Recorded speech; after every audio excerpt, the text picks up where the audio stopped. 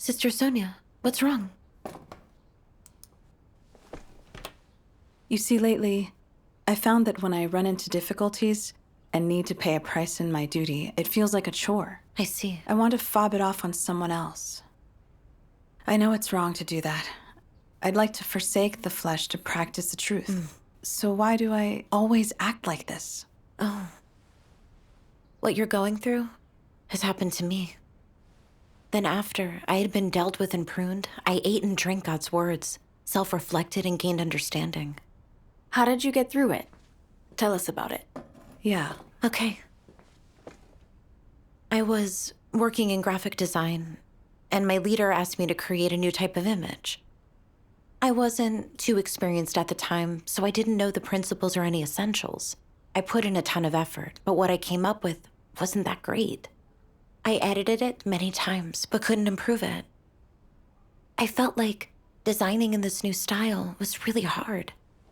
Later, I was asked to make a similar image, but I was pretty resistant. I kept thinking of ways to pass it off to someone else, and even purposely said in front of the group leader that I wasn't good at those sorts of designs. She could see what I was thinking and stopped assigning those jobs to me.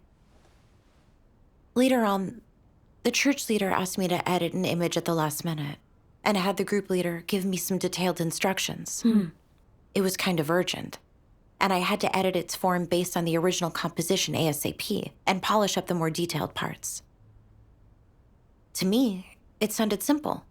Since it already had shape, some minor adjustments should have been enough. But the group leader wasn't satisfied with my edits and gave me some suggestions. It seemed like a hassle. I didn't want to do it. I felt like the image was basically okay. It seemed usable. Was fixing it really necessary? It would waste time and energy. And so I decided to share my thoughts with them. But surprisingly, the group leader sent me this message. You don't put your heart into your duty or even try. You don't want trouble and are being perfunctory. How can you do a duty well with that kind of attitude? Seeing this string of criticisms put me into a state of turmoil, and I felt wronged. Was I as bad as she said I was? At the time, I didn't know myself. A few days later, the church leader dealt with me for coveting the comforts of the flesh and shrinking from anything difficult. She said I wanted to avoid difficult designs and didn't work hard on them. That I was always muddling through my duty and couldn't be relied on. Hearing her say that really hit home for me. Even a sister who knew me well said to me bluntly, if you're a designer who doesn't put thought into producing good designs, how is that doing your duty? Hearing that was like having cold water dumped on me, chilling me to the core. I felt like my time and my duty was up. Everyone knew what sort of person I was, so no one would trust me from then on. I used to feel the same way when I was pruned and dealt with. What self-reflection did you do after that? That evening, I thought about everything that had happened recently and the others' assessments of me.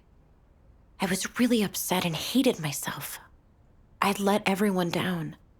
Why did I do my duty like that? I cried so much. In my misery, I read this in God's words.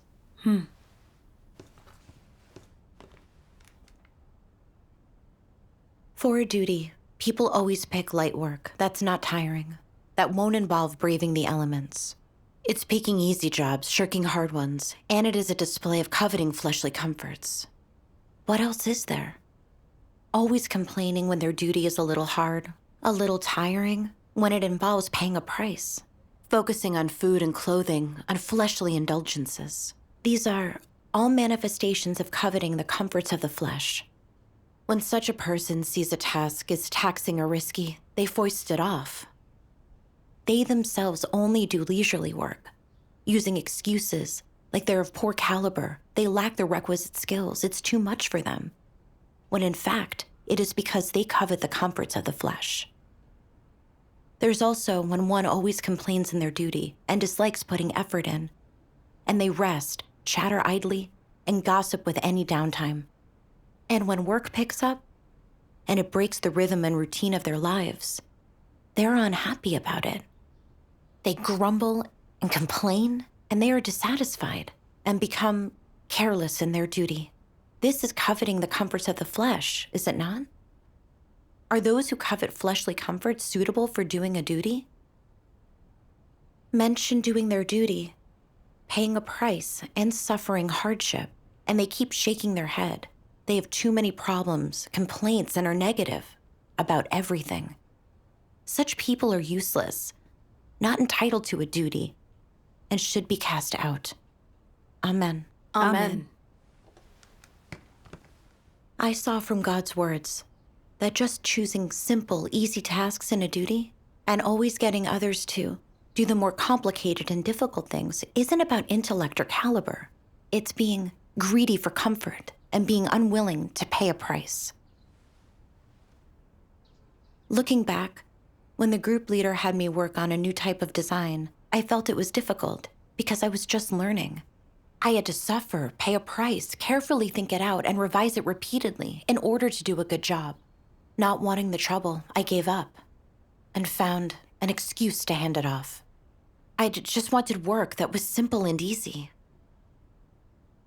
When the church leader asked me to edit an image, the group leader gave me detailed instructions, hoping I could do a better job. Though I agreed, it was a hassle for me, so I didn't give it real thought or effort, just trying to make it easy for myself. That led to the image not turning out the right way, and it had to be redone many times. No matter what it was, I was reluctant to do anything requiring much thought or effort. I wanted things to be simple and easy. I was preoccupied with the flesh. I read in God's words, such people are useless, not entitled to a duty, and should be cast out. This made me a little afraid. I was always heeding the flesh, craving comfort in my duty, and wasn't willing to suffer and pay a price. I only thought about saving myself physical effort and not taxing my heart or mind. I lacked sincerity and devotion in my duty. I thought muddling through would be enough. I hadn't been playing a positive role. I'd impacted the work's progress. If I didn't change and continued that way, God would have cast me out eventually. Later, I read more of God's words.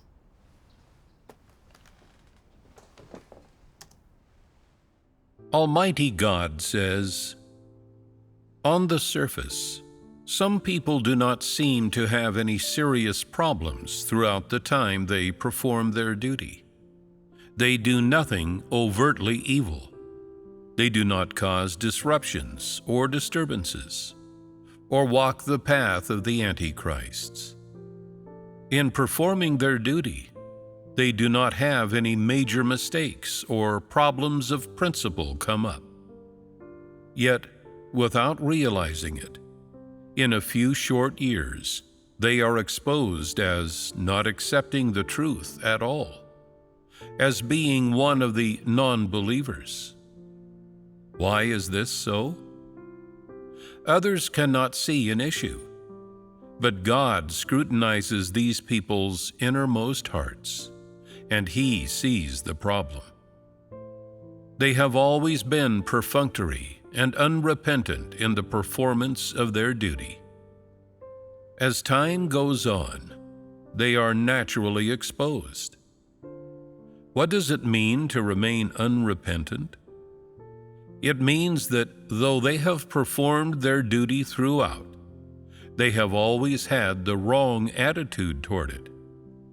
An attitude of carelessness and perfunctoriness, a casual attitude, and they are never conscientious, much less devoted.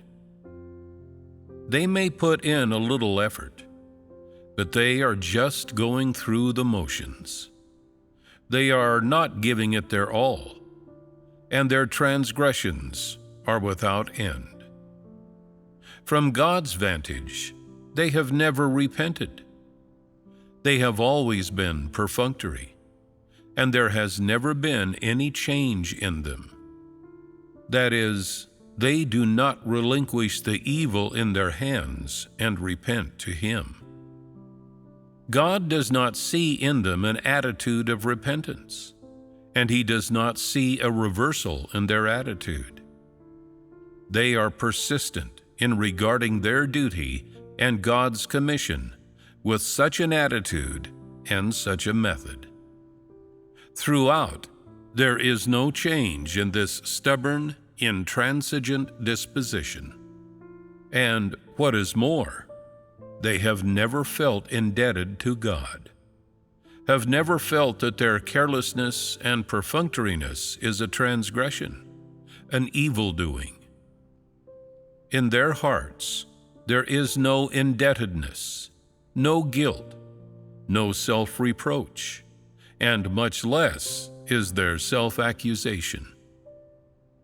And as much time passes, God sees that this person is beyond remedy.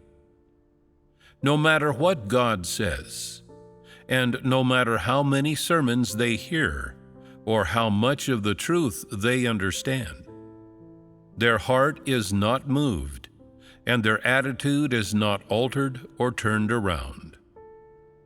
God sees this and says, "There is no hope for this person. Nothing I say touches their heart, and nothing I say turns them around. There is no means of changing them.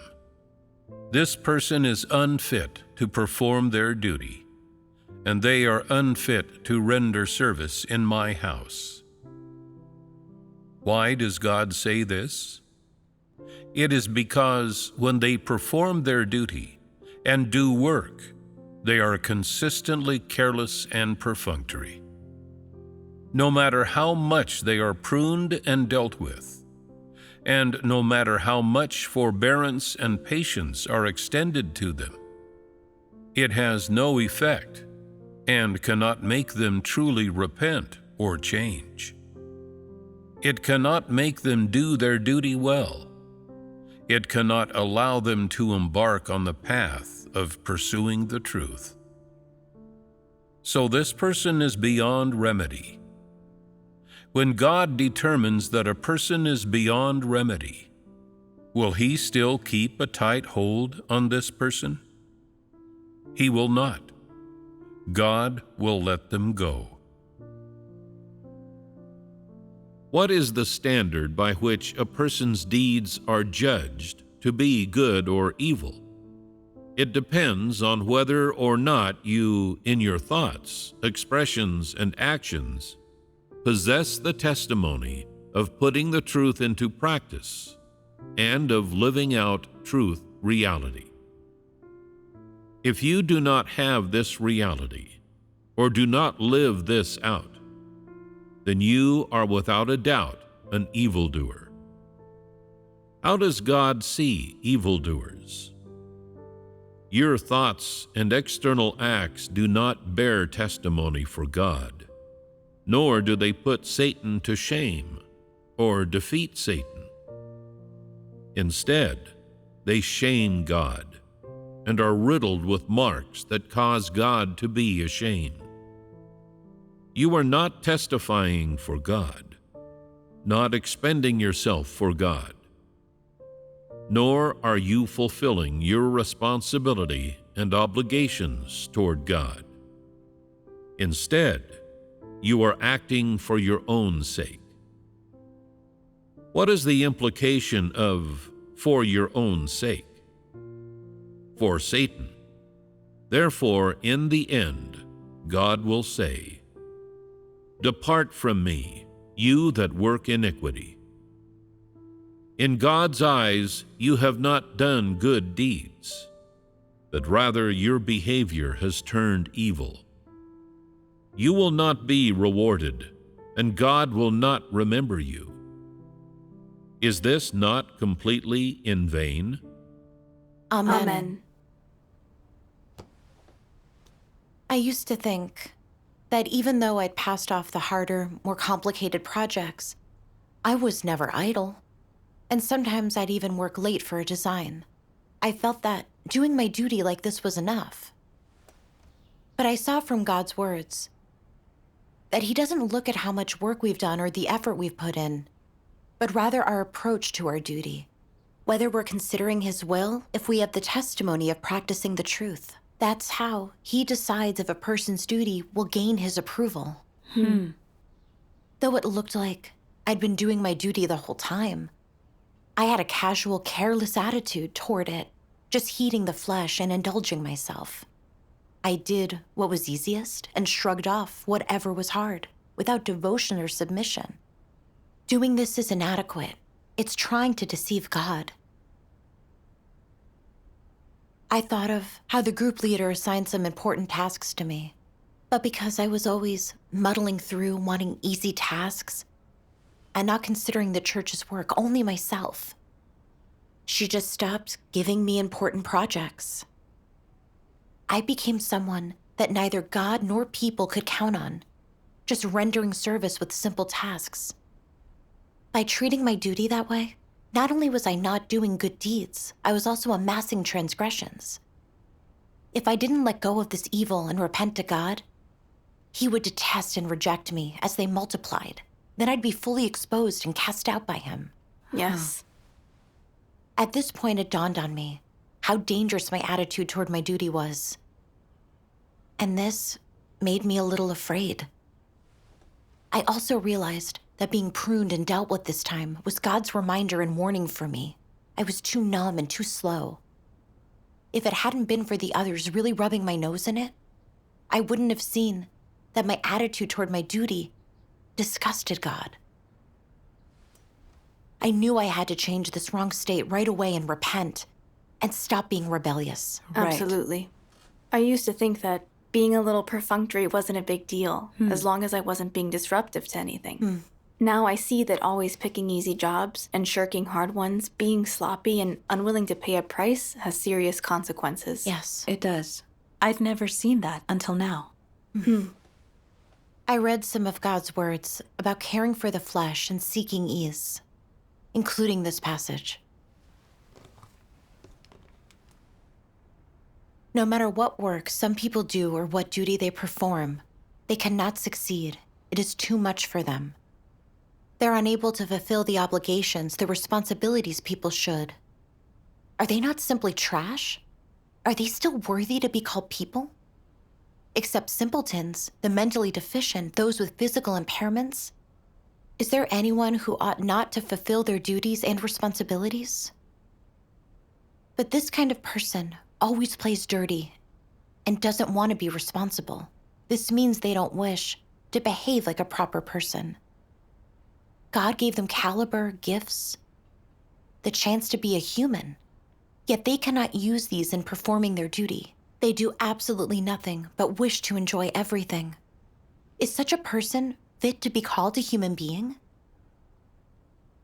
No matter what work is given to them, whether it be important or ordinary, whether difficult or simple, they're always slippery and perfunctory.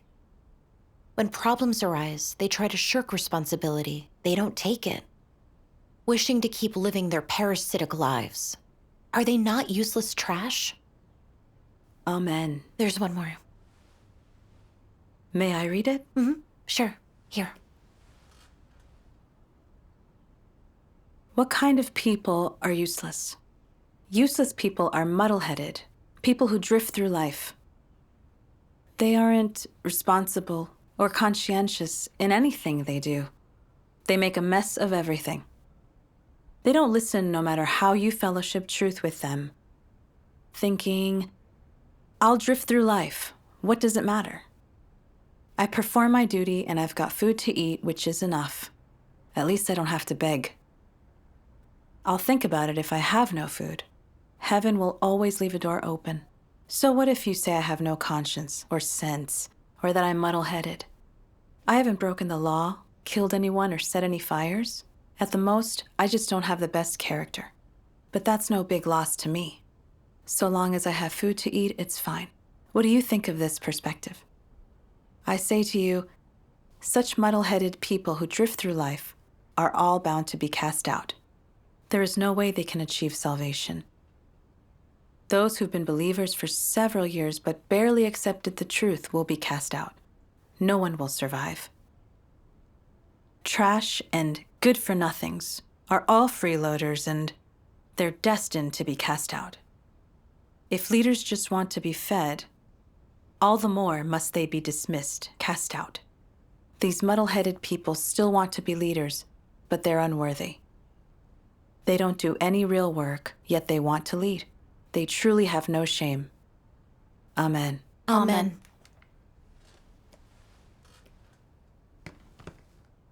God's harsh revelation made me realize that always being careless in a duty, never taking responsibility, means you're the same as trash. If you don't put your heart into anything, if you're always slacking off, not doing your proper duties, or learning new skills, you're garbage. I reflected and saw that's how I was. No matter what job I was given, I didn't want to give it any hard thought, suffer, or strive for achievements. I was content to just look busy and not be idle. Wasn't I just messing around by doing my duty that way? Yeah. It also occurred to me that since I was little, I'd always envied people in wealthy families who didn't have a care in the world, who could travel around and have a comfortable, easy life. I was dying to have that kind of life for myself. I felt that as we humans only live for a few decades, if we don't enjoy ourselves, isn't that a life lived in vain? After growing up, I saw everyone else working hard to make money, so I started a business. But I still didn't put in much energy, and I was distracted by TV shows and novels. I didn't give it much thought, and I didn't care if I made money or not. By the end of the year, I failed to earn anything and lost money. But I wasn't upset. Instead, I just comforted myself. I thought it wasn't a big deal, since I had food on the table. My outlook on life was, drink today's wine today, and worry about tomorrow tomorrow. Seize the day for pleasure, for life is short. Since I'd been influenced by these satanic ideas, I never attended to my duties or strove for progress. I didn't have a goal in life. I was still living by these ideas after becoming a believer. I felt like always taking it easy in my duty. Not taxing myself, thinking too hard, or being stressed was a great way to live. But in fact, I couldn't shoulder any kind of work. I was useless, and I was just like trash.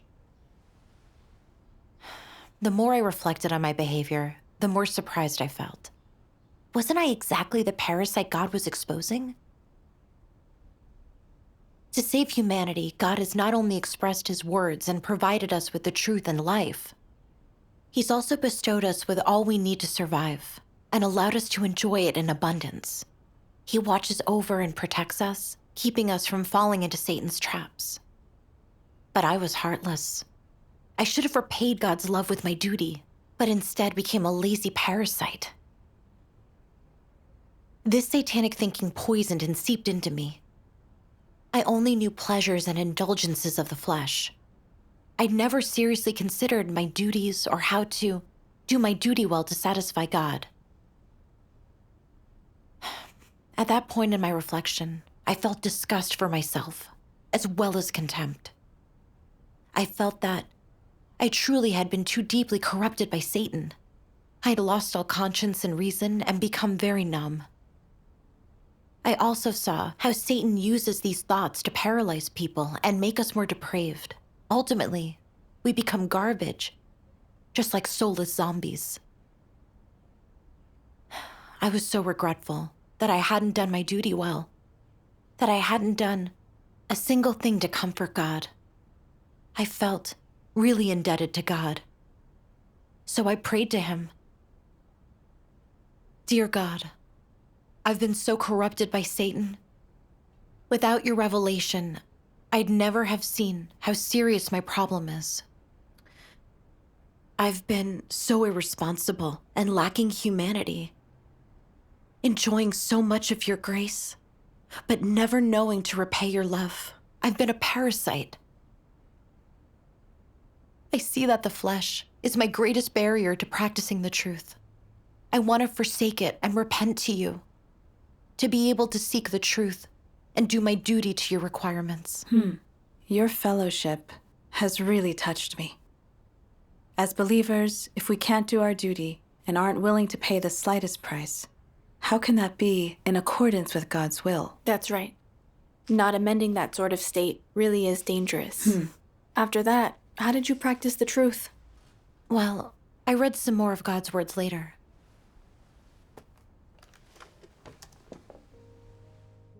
Almighty God says, "Since you are a person, you should contemplate what a person's responsibilities are. Responsibilities that the unbelievers hold in the highest esteem, such as being filial, providing for your parents, and making a name for your family, need not be mentioned. These are all empty and devoid of any real meaning. What is the very minimum responsibility that a person should fulfill? Most practical is how you perform your duty well today. Only ever being satisfied with going through the motions is not fulfilling your responsibilities. And only being able to parrot words of doctrines is not fulfilling your responsibilities. Only practicing the truth and doing things according to principle is fulfilling your responsibilities. And only when your practicing of the truth has been effective and of benefit to people will you have truly fulfilled your responsibility.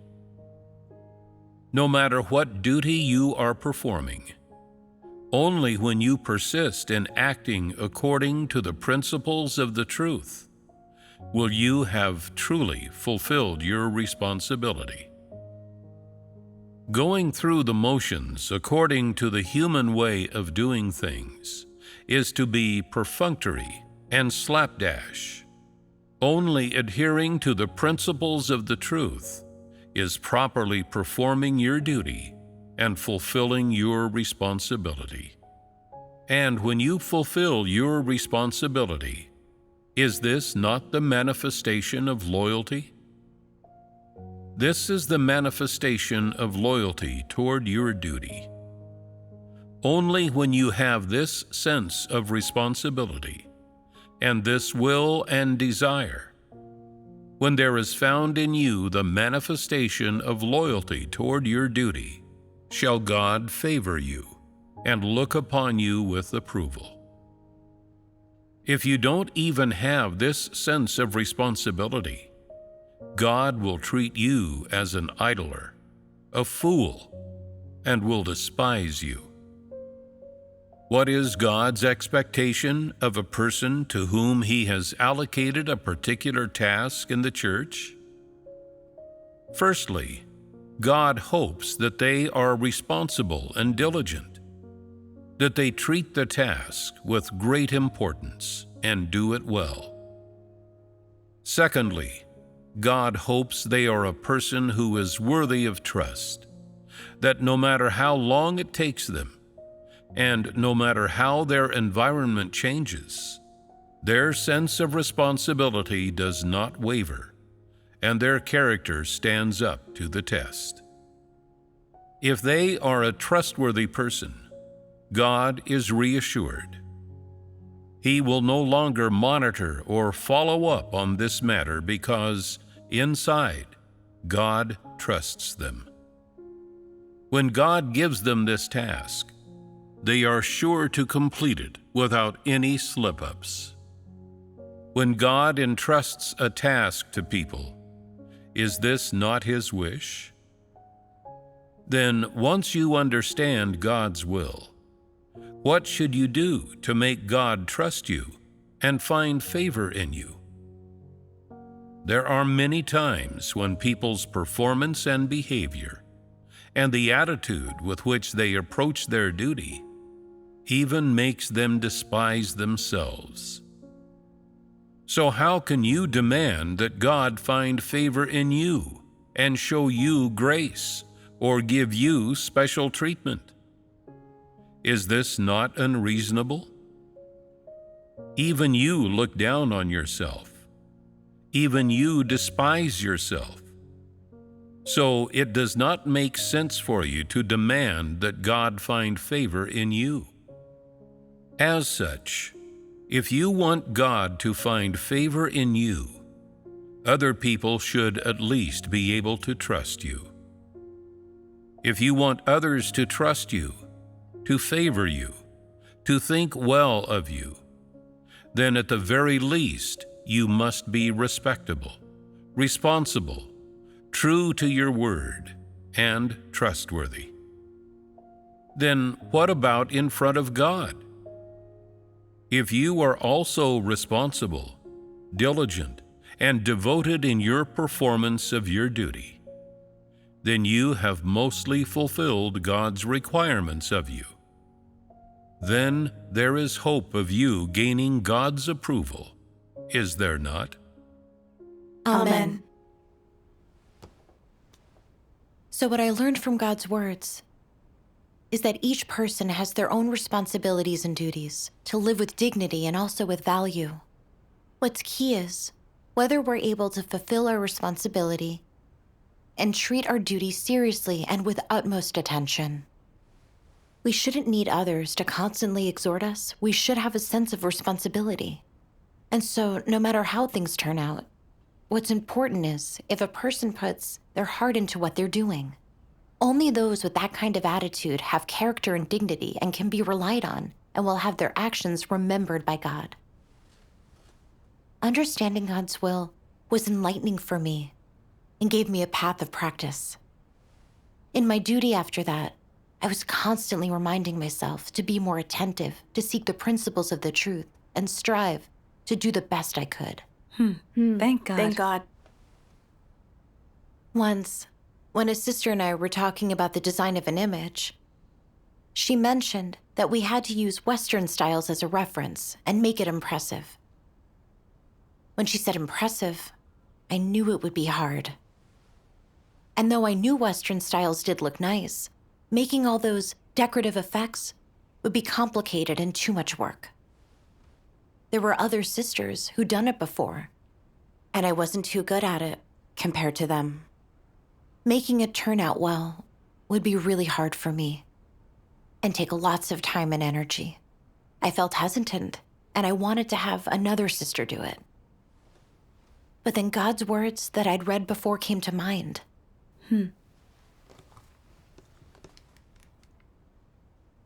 Suppose the church gives you a job to do, and you say, whatever job the church decides to assign me, I'll gladly take it up with all my heart and strength.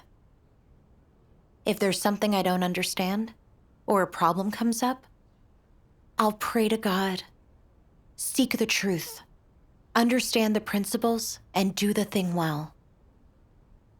Whatever my duty, I'll use everything I have to perform it well and satisfy God. For whatever I can achieve, I'll do my best to take on all of my responsibility. And at least, I won't go against my conscience and reason, be perfunctory, wily and truant, or enjoy the fruits of others' labor. Nothing will be beneath the standards of conscience.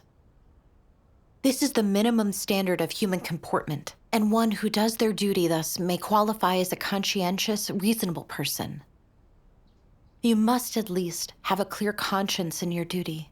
Feel that you earn your 3 daily meals and aren't scrounging for them. This is called a sense of responsibility. Whether your caliber is high or low, and whether or not you understand the truth, you must have this type of attitude. Since this work was given me to do, I must treat it seriously. I must make it my concern, and do it well with all of my heart and strength. As for whether I can do it perfectly well, I can't presume to guarantee, but I'll do my best to see it done well. And I certainly won't be perfunctory. If a problem arises, I should take responsibility then and ensure I draw a lesson from it and perform my duty well. This is the right attitude.